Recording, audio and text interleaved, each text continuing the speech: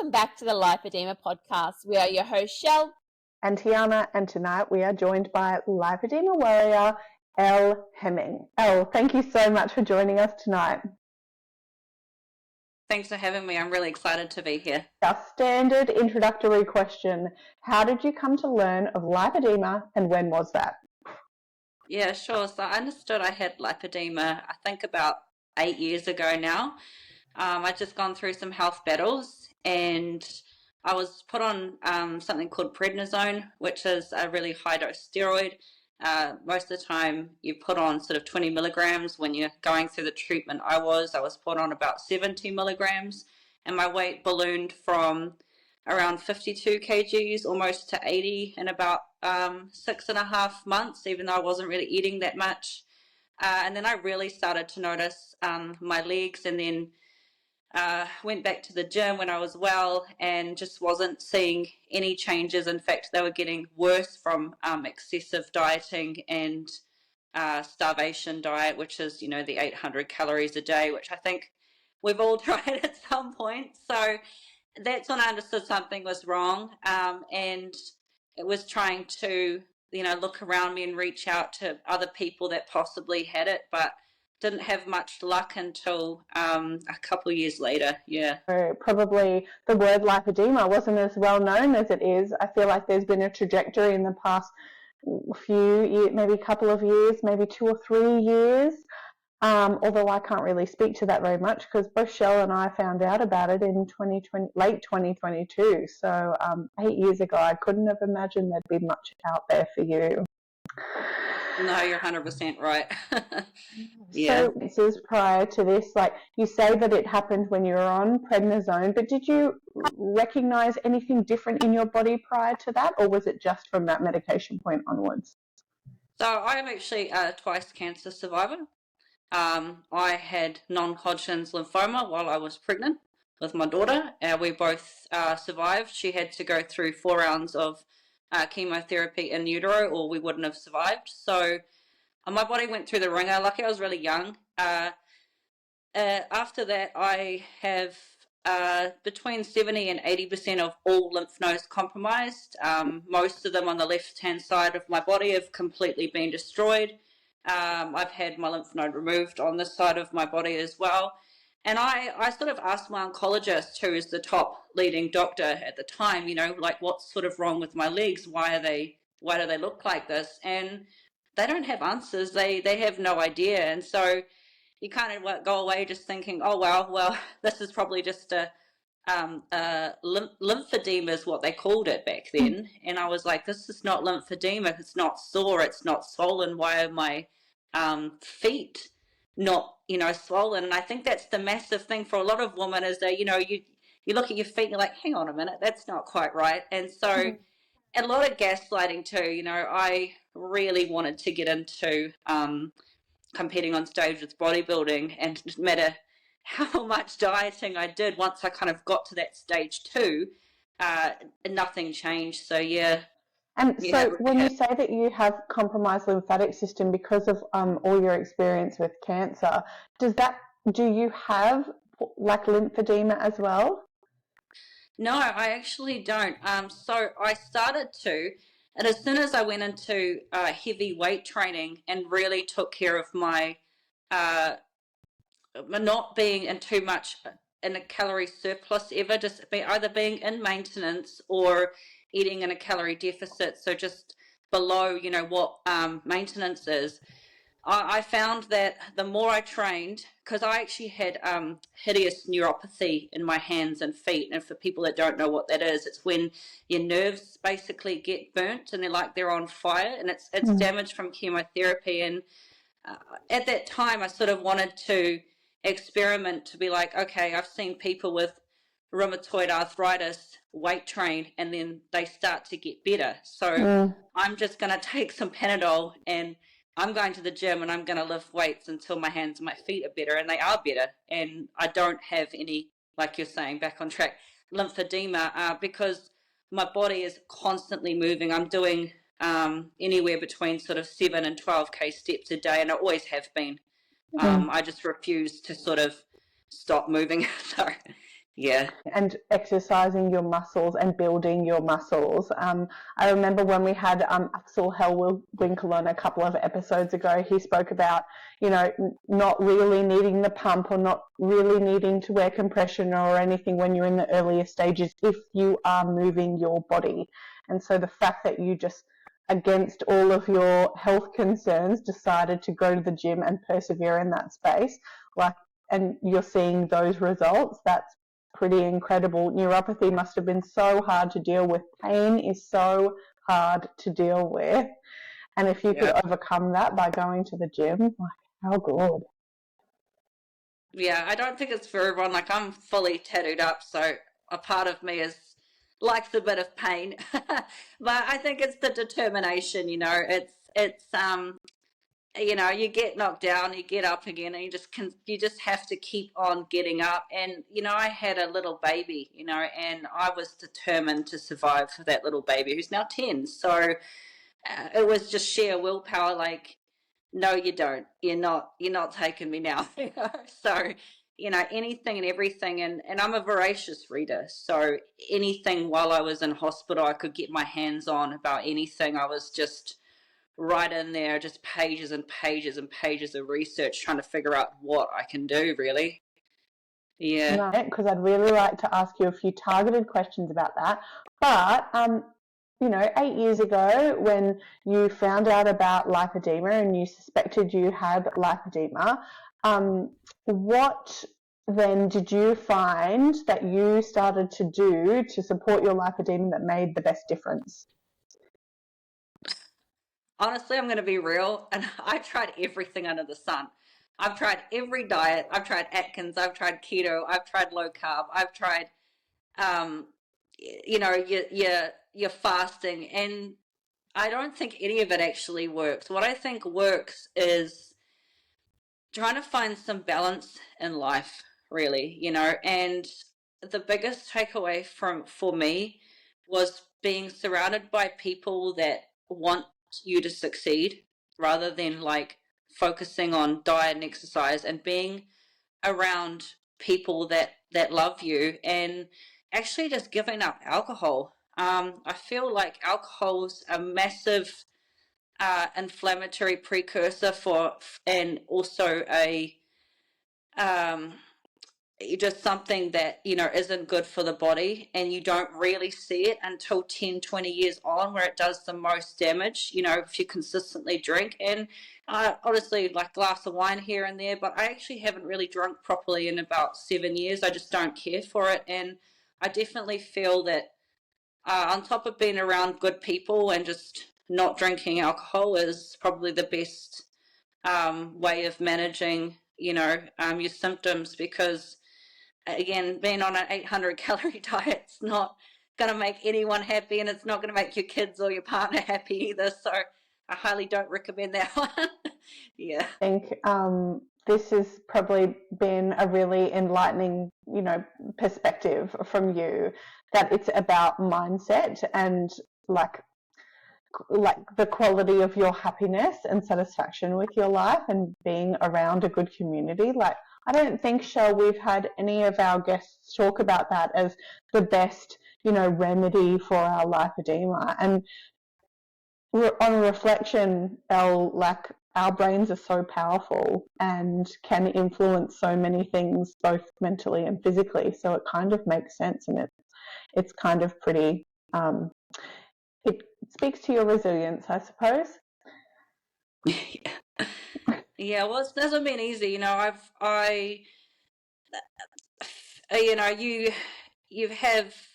growing up, you've got boyfriends, you've got friends, you've got these people around you. And when you have, one calls it lipedema, disability, but when you have something overtly different on your body, be it a big wart or, something, or a birthmark, or for us, it's lipedema, it really does separate the people who are there for you and the people that aren't.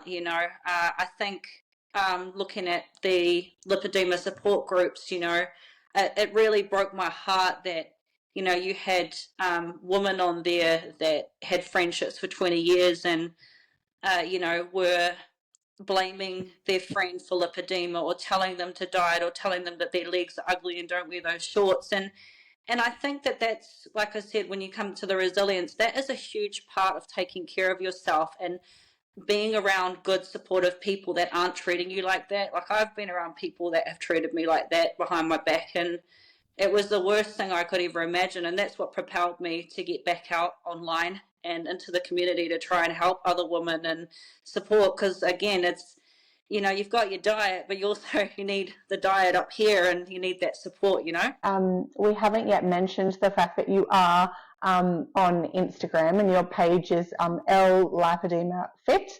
So if anybody wants to check out Elle, please go to Elle Lipoedema Fit and have a look. I really enjoy following you on Instagram because you give me a lot of inspiration to build muscle, and a lot of your content is based at the gym or strength based, or muscle building. And I think as a woman, like, we're always taught to be as small as possible, especially if you're born in the 80s or the 90s, or you lived through the 2000s in your formative years. Like, we were taught to be as small as possible, both in stature and in personality. And to have more people like you that are surrounding these messages of building ourselves up, whether that be physically and emotionally, I think it's such a good message. And I actually can't wait to get back to building muscle when I've finished, with this pregnancy. But I'm really nervous to start from the beginning, to be honest. So I'll be looking to you for more inspiration, I would say. Yeah. It's a big job making a baby, so go easy on yourself. Thank you. Now, you have a health science degree as well, and I feel like that gives you a unique ability to be able to, be interested in studies, but also to read and decipher them. And you did mention it earlier about when you first learned about lipedema, that you were really into the research and the studies, and I'm keen to know a couple of things from you. So we hear in the community that lipedema can't be reduced with just diet and exercise. And I'm really curious to know, with all the research that you've done, how does that message land with you and the knowledge that you have? Well, I think it's like anything in life. You don't have absolutes. You've got shades of grey. So to say that you absolutely cannot, where's the science to back that up? And there isn't any. And so, when you're dealing with absolutes, 100% I don't agree. I agree that there is things that can be done and things that can 100% manage your symptoms no matter what stage you're at. And you've got influencers online that are doing these things, that are able to reduce their overall mass weight. Whether or not they're reducing the nodules, I don't know, because I don't have an ultrasound machine to look at them. But I definitely feel that since I've been taking more care, again, with my amino acid profiles and getting all 20 to 22 in, depending on what, again, science. Some people say it's 20, some people say it's 22 amino acids. So it is. There's always controversies in science, even, something like amino acids. When, you look at lipedema, it is this huge picture of, okay, you've got so many different faucets, you've got so many different issues going on within lipedema. And so is it a primary disease, or is it a connective tissue disease, and lipedema is the symptom?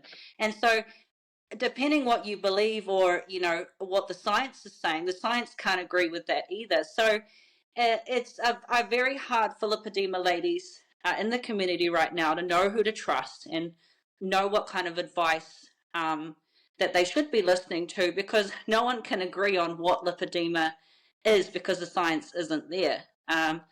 So I've studied now for about 5.5 years this disease through PubMed, which I have access to through my university.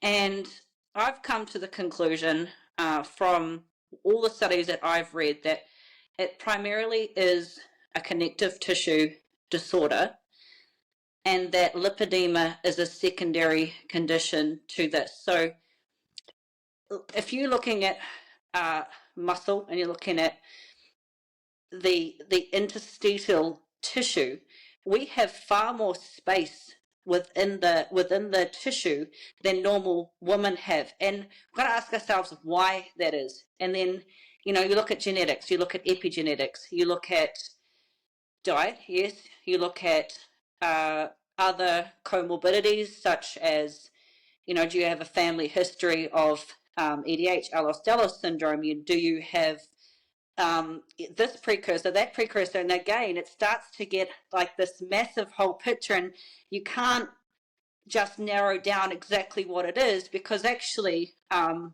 I know that you ladies have been talking with some of the other doctors about this, is that you've actually got different genetics which play on different types of lipedema.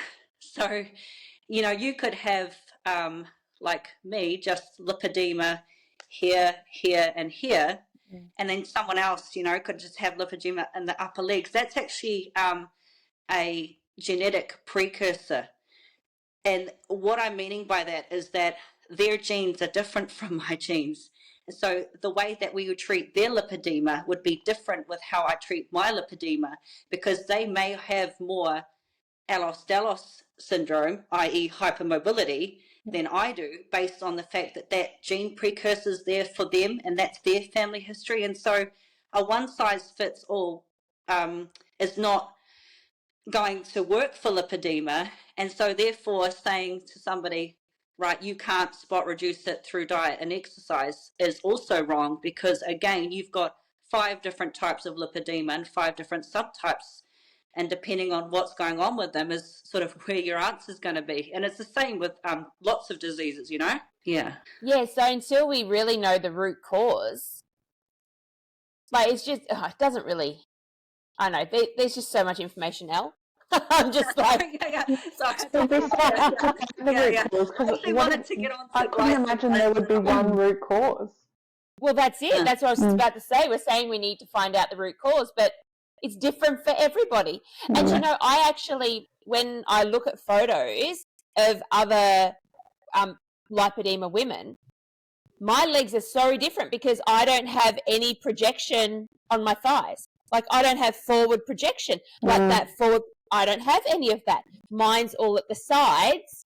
And so I'm like, so maybe I don't have it. But that's just another subtype. Like, that's just based on my genes. That is how I'm presenting. So it just, it's not clear cut, Elle. No. It's not clear cut.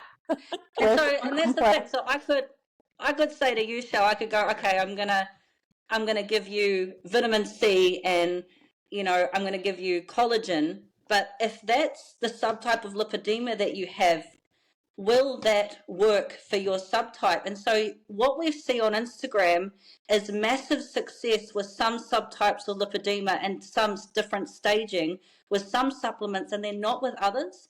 And I think until science starts to really hone in on why, and they start, going from mice and rats with diabetes and all sorts of other experiments into real people like us, and really take this anecdotal evidence and turn it into some real research, we're still looking for the answers, We can only do try, a controlled trial though when we're eating, like, how can you put us on one standard diet or one standard, calorie per body weight or something, and make sure we're adhering to that in order to give us the different supplements, and we might all have different subtypes. Like, it would be so hard to design a trial that is controlled enough to get the answers that we need, which is sort of why, like, we do need research. We do need money into research, especially into women's issues, but we also need to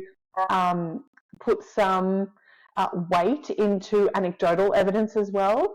Not anecdotal as in, well, vitamin C or collagen supplementation works for you, therefore it must be working for me. But start at the baseline of healthy diet, good exercise, like moving the body, and then step up from there and try other things. And it's a trial and error with our own body. That doesn't mean to say that we don't need to advocate for research. I just don't know how we can do proper, robust trials on women. We're so complicated. Yeah, we are. Yeah, Yeah. yeah, 100%.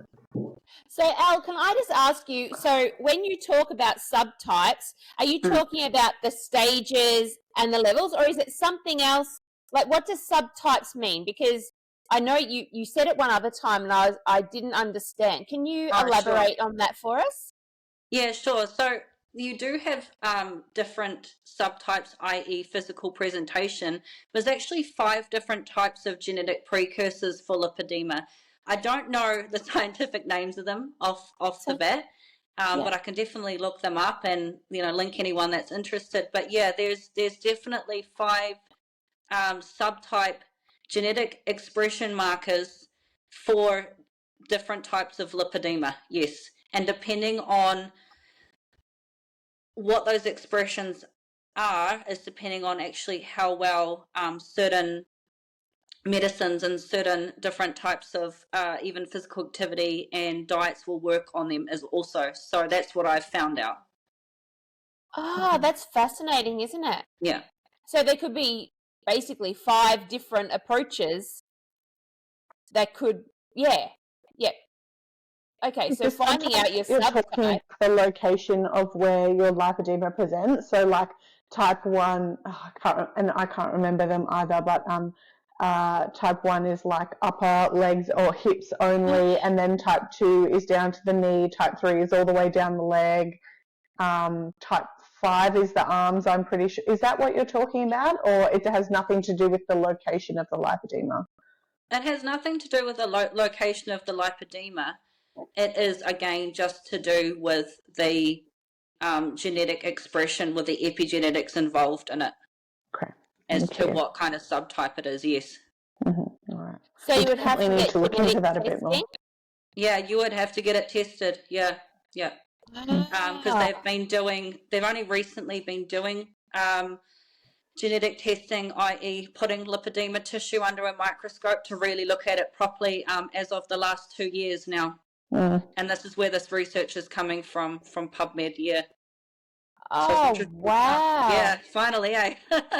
That's so cool. Because I've been seeing a naturopath for a while, but now we're looking, everything that we've been working on for the last 6 years, we've now put through a lipedema lens. And she's done this deep dive into lipedema and all the ways we can support the mechanisms. And she showed me the other day this big long list of all of the she had a name for it, but it's all the things that are affected, and nearly all of it, like the genetic stuff, was for detox pathways. Nearly all of the detox pathways are impacted in lipedema. So she actually suggested I get my genetics tested and to see which one of those comes up.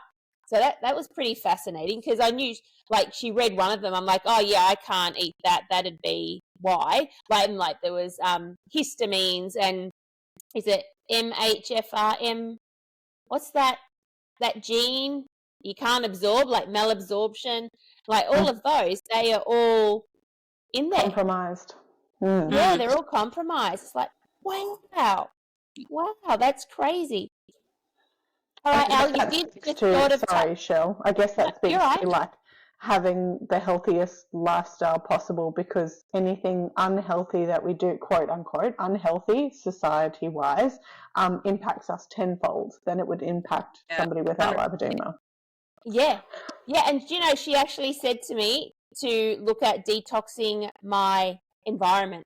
She said, let's not even look at food, because let's just look at your environment. Like the cleaners I use, the shampoos and conditioners, body washes, all of that.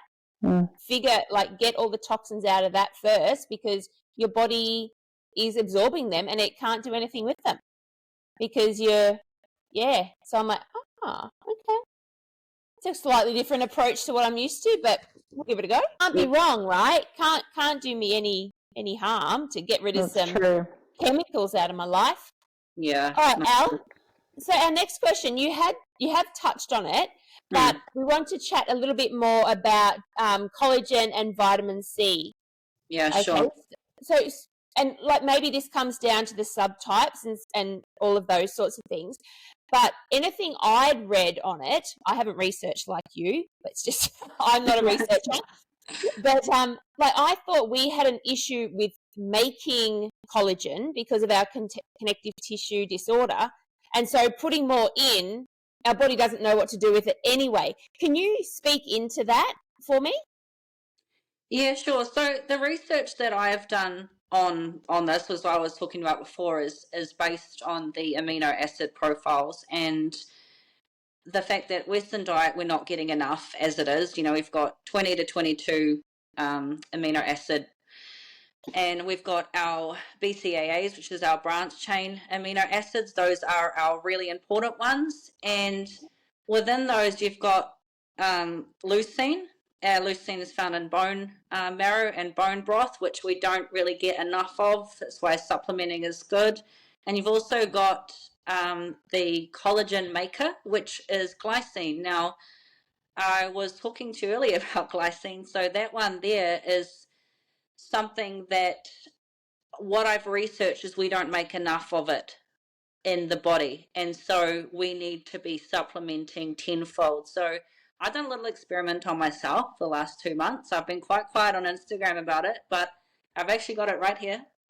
So this is my hydrolyzed collagen water, and I have been powering back about 120 grams a day, which is 120 grams of protein a day, which is about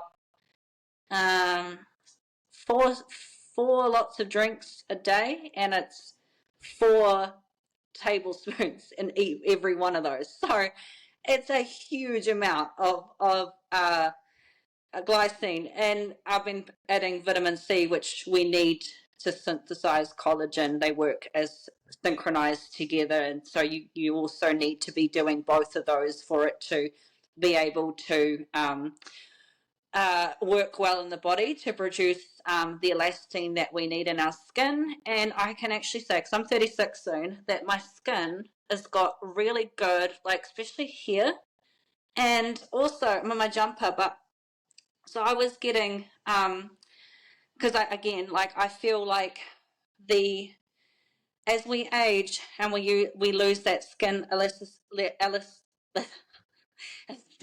anyway, as women, because that's what happens, that with lipedema it seems to be like a lot. I'm not sure if you ladies noticed, but it seems to be a lot more like apparent. But I've actually seen like a reversal in like before that was all hanging down, and now you can see it's tight.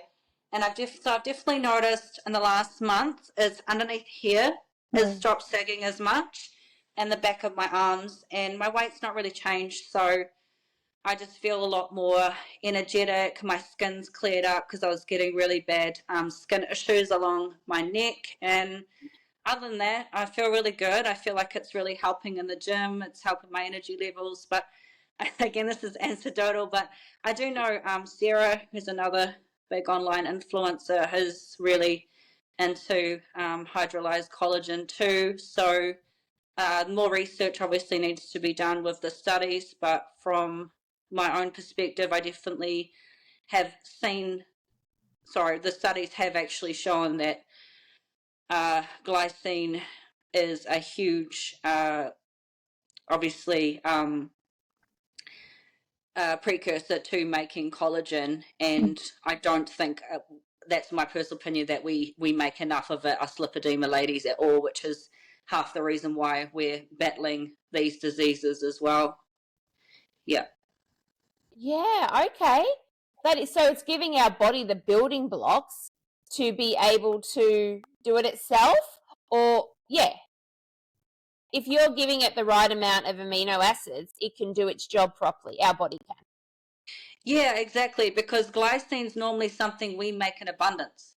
So if we're not making that in abundance and we are needing to put that much in, then that's a massive issue for us, yes. And the vitamin C is the help us absorb it, like it is with iron. So when we take an iron supplement and you couple it with vitamin C, it helps us absorb. Is that the same thing with the... Yeah, collagen. Yeah, it's like the, Yeah. okay. It's the carrier, I suppose. It helps us absorb it. Yeah.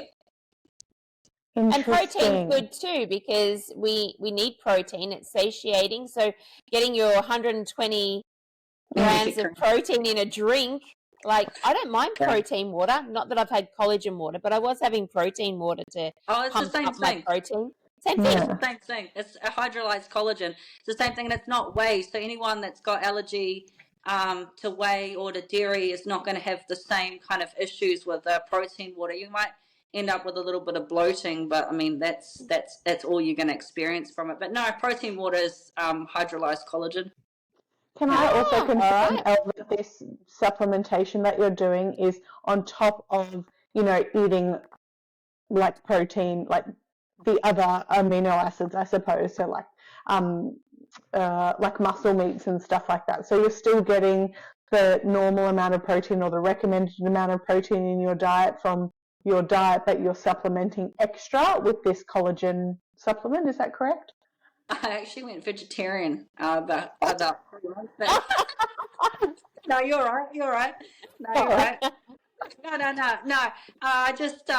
I'm just okay. Off topic, but I don't know if this is happening in Australia. But you got like a packet of chicken, right? And it's got that white film over it. Over in New Zealand, they've got these like weird nitrogen pump things, and they pump it full of air so that it can like last longer. But it starts to ferment. So when you open it, it is nasty. Like, it is the most disgusting smell, and I can't deal with it anymore. And so I'm like, I've just been eating my weight in tofu, actually, which is great because it's got lots of fiber, and the kids don't even know the difference. So I've been eating a lot of tofu and beans, and so my diet's actually completely changed again. And it's interesting because, again, with lipedema, you think, oh, that might have an effect or not have an effect. And all I've noticed is I've got a lot of energy. I've got a lot of fiber in my diet, so I'm like really, really full.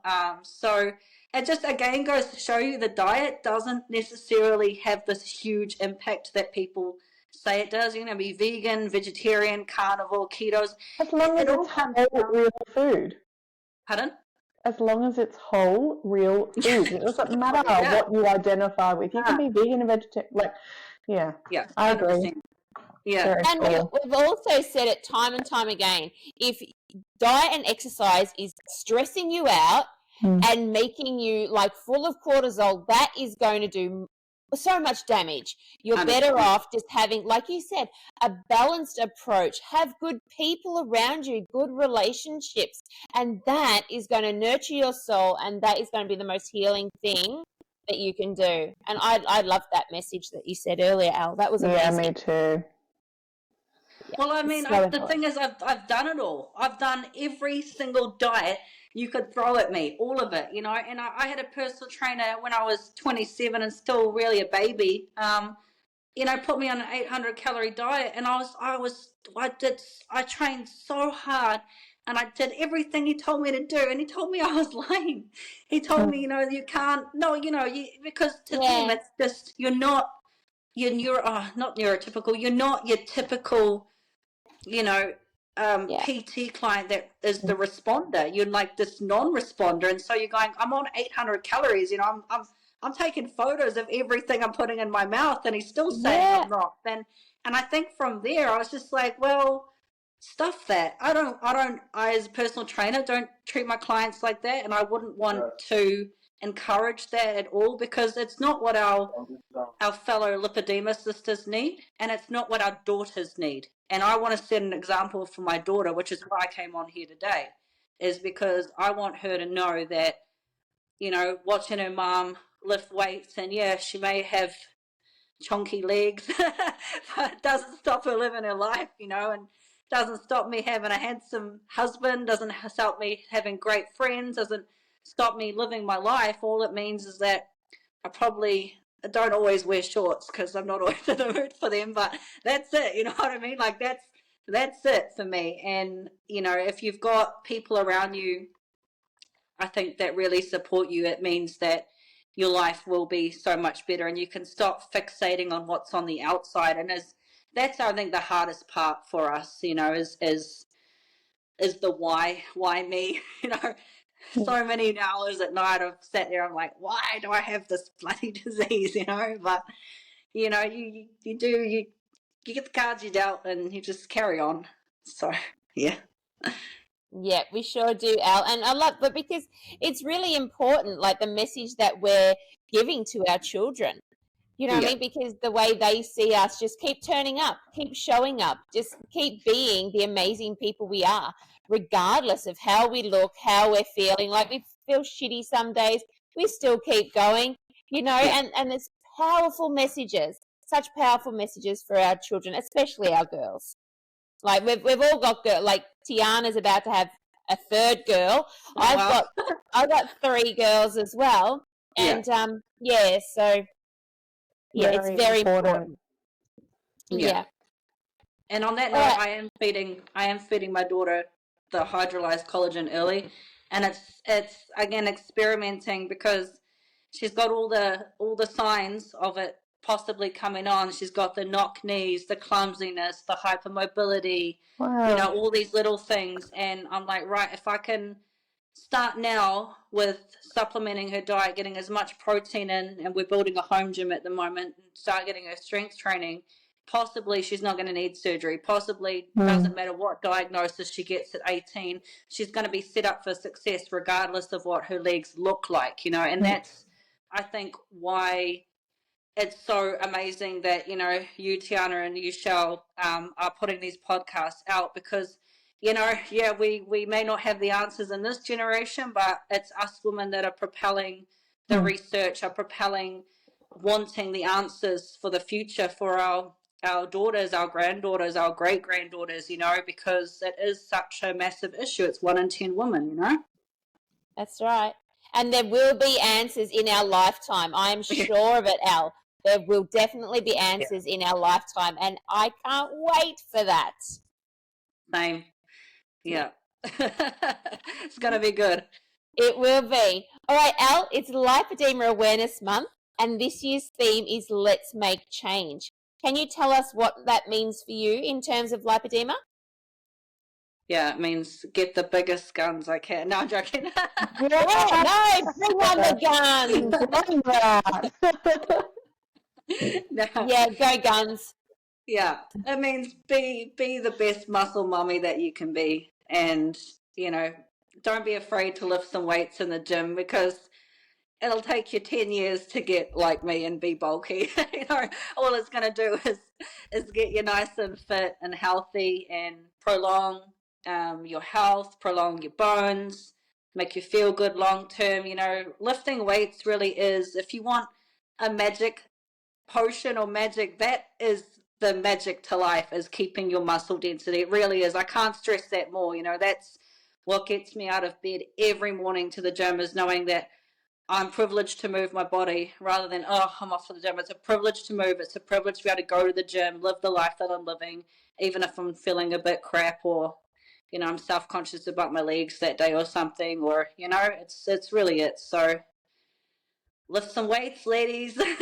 Yes. Yes. We love lifting weights too. We love being strong. Yeah. Yeah. Take up space, ladies. Yeah. Yes. 100%. All the space. All the space. Space. Push those uncomfortable edges and take up space. 100%. All right, thank you so much for joining us tonight, Al. It's been great having you on. Awesome. Thanks so much for having me, ladies. I really appreciate it. Take care. No problem. Bye.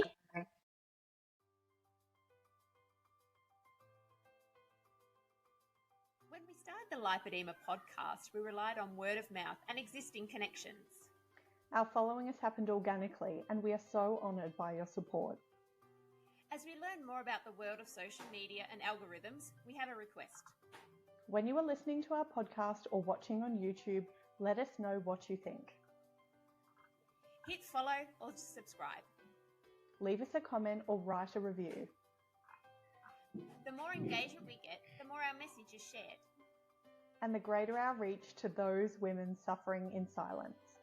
Thank you for listening to the Lipoedema podcast. Lipoedema and its symptoms vary from individual to individual. The opinions and advice voiced in this podcast are of a personal nature and used for educational purposes.